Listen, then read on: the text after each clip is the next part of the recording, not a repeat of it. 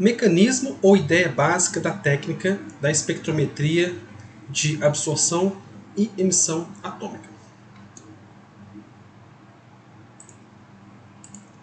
A determinação espectrométrica de espécies atômicas pode ser feita apenas em meio gasoso, pelo qual os átomos individuais ou íons elementares são totalmente separados uns dos outros. No caso, íons elementares, por exemplo, ferro, magnésio mais ou alumínio mais. Esse mais significa que é um cátion, perdeu um elétron, este átomo neutro. Logo, o primeiro processo em espectrometria atômica é a atomização. É a quebra, né, ou fragmentação do material, que contém ligação química entre átomos, essa quebra dessa ligação química para formar os átomos.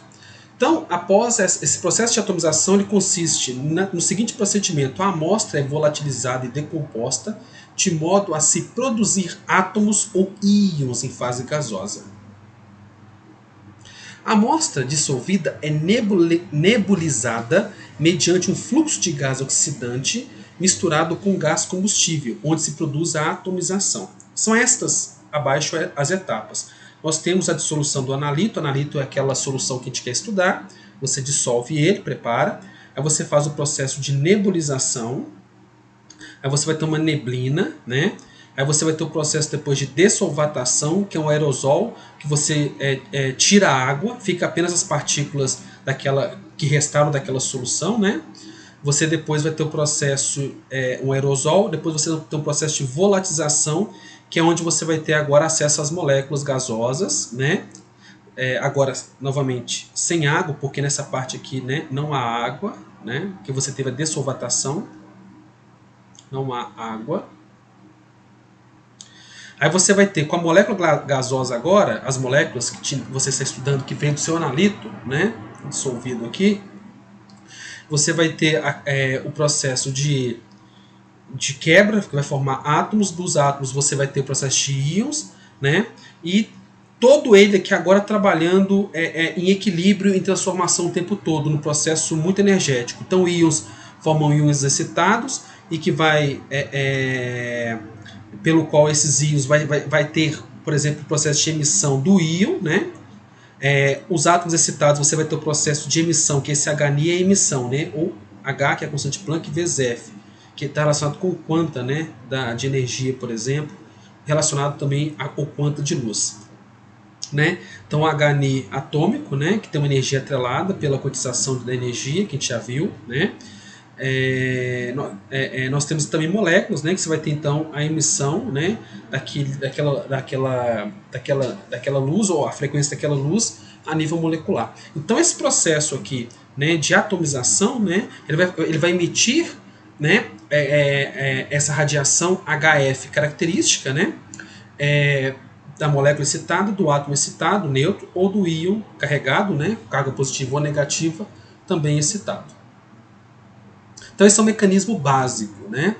Vamos ver aqui agora, para recapitularmos, a gente já viu um pouco disso na parte de introdução aos métodos espectrométricos. Vamos falar novamente, relembrar os processos que são de absorção. Então o que é o processo de absorção? A amostra é irradiada por uma radiação de potência inicial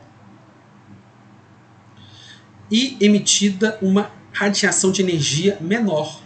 Radiação emitida ou transmitida, porque é a amostra que absorve. E essa amostra ela contém, no caso, átomos ou íons, uma vez que estamos falando da espectrometria atômica. Quando a gente trabalhou na parte anterior da matéria, que é a introdução aos métodos espectrométricos, nós focamos nas moléculas. Então esses átomos vão absorver essa radiação, né, e vai ter uma radiação transmitida, P. Lembrando que a potência inicial da radiação é sempre maior do que a final. Essa aqui é a final. P e Q inicial P0. Né? Então, no processo de absorção, você vai ter o nível 0, que é o estado fundamental, o primeiro estado excitado, o segundo estado excitado. Então, com essa absorção, você vai ter uma transição de um elétron saindo daqui e vindo para cá, né? Ou de um elétron saindo daqui e vindo para cá, né? E quanto maior for esse caminho percorrido, maior vai ser a frequência e maior vai ser a energia. Nós vamos ter então um espectro que é a absorbância,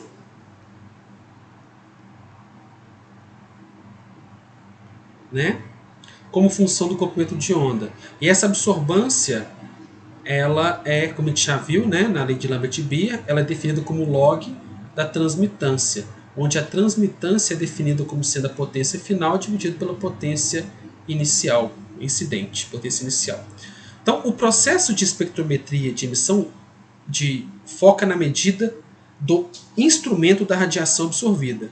O processo de espectrometria de absorção, né, tá errado aqui, é absorção, foca na medida do instrumento da radiação absorvida. Então a gente está focando na absorção aqui, porque o processo é de absorção. Vamos ver agora o de emissão. Então a amostra ela é excitada termicamente ou mecanicamente, por exemplo, pegando no fenômeno chamado de triboluminescência. Você pega um cubo de açúcar, bate ele no alicate, eu nunca fiz, não sei se dá certo, mas deve dar. No escuro vai emitir uma luz. Esse processo mecânico vai fazer com que haja várias absorções e depois tem emissões em vários comprimentos de onda. Então aqui nós vamos ter a potência emitida como função do comprimento de onda, né? E nós vamos ter os comprimentos de ondas, que são aquelas raias que nós vimos para cada tipo de átomo lá no início do nosso slide, ou da apresentação, né? Então esse é o processo de emissão ou quimioluminescência. Então tem a absorção, que são essas linhas tracejadas, e as várias emissões, de 2 para 1, de 2 para 0 e de 1 para 0. Cada uma dessas emissões vai ter uma energia específica, e você consegue então colocar isso na forma espectral, onde nós temos aqui os nossos picos, né, ou as nossas bandas.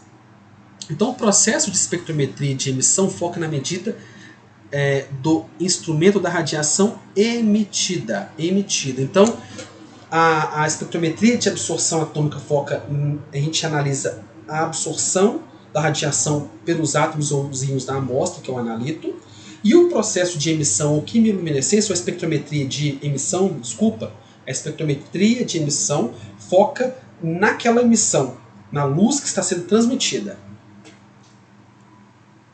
E a lei de Lambert-Beer, para recapitularmos, a gente já viu, né, que diz, na verdade, que nós temos uma potência inicial, né, nosso analito aqui, né, contendo as espécies, átomos, íons, etc., que nós queremos estudar.